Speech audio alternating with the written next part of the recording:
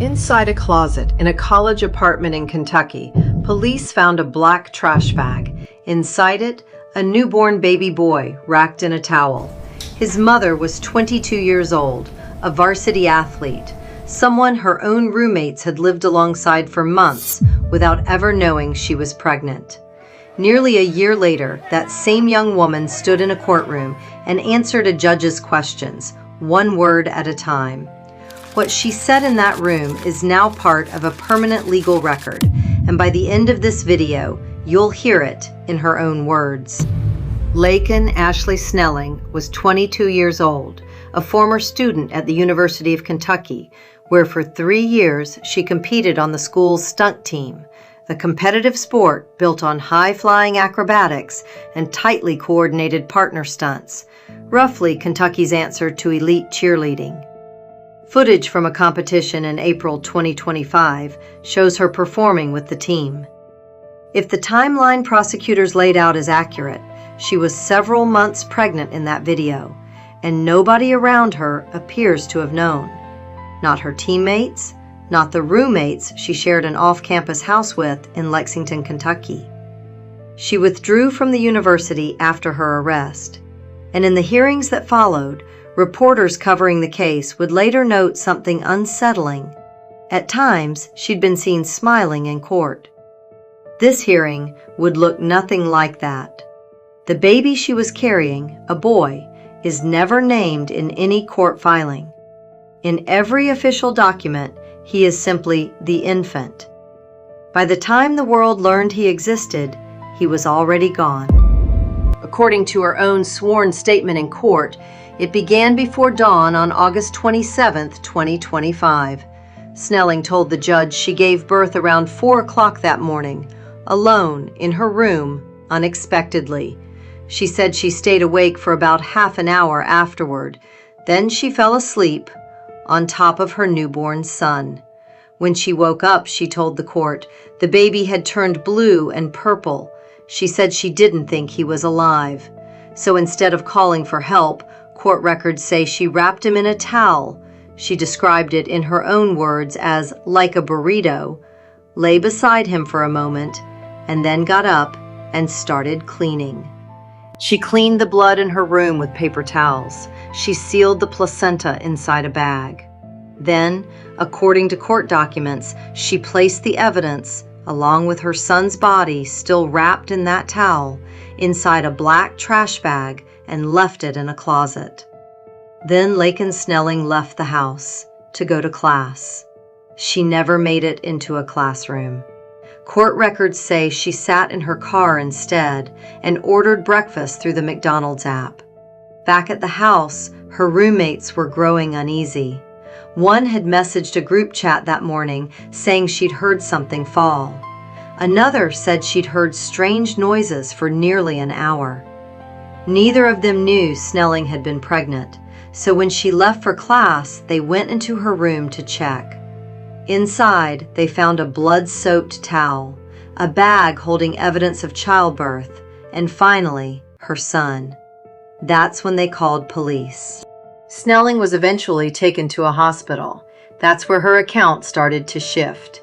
According to court records, she told doctors the baby had shown a little bit of fetal movement, that he'd made a sound she described as a whimper, that she had, in her own words, guessed he was alive.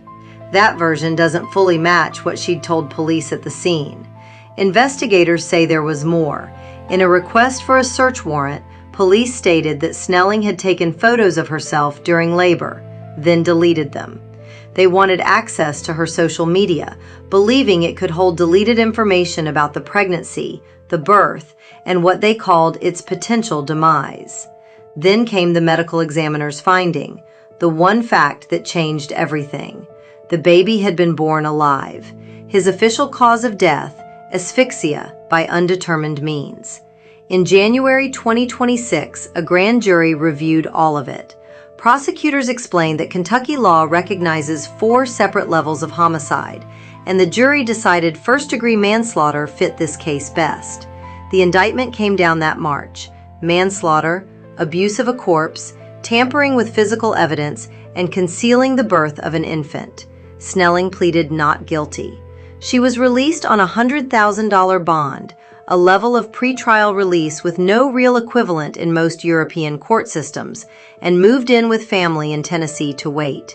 For months, that's where the case sat, until one Friday morning in August, everything changed. August 21st, this year.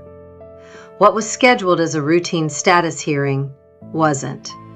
Laken Snelling stood beside her attorneys, and this time there was no smiling.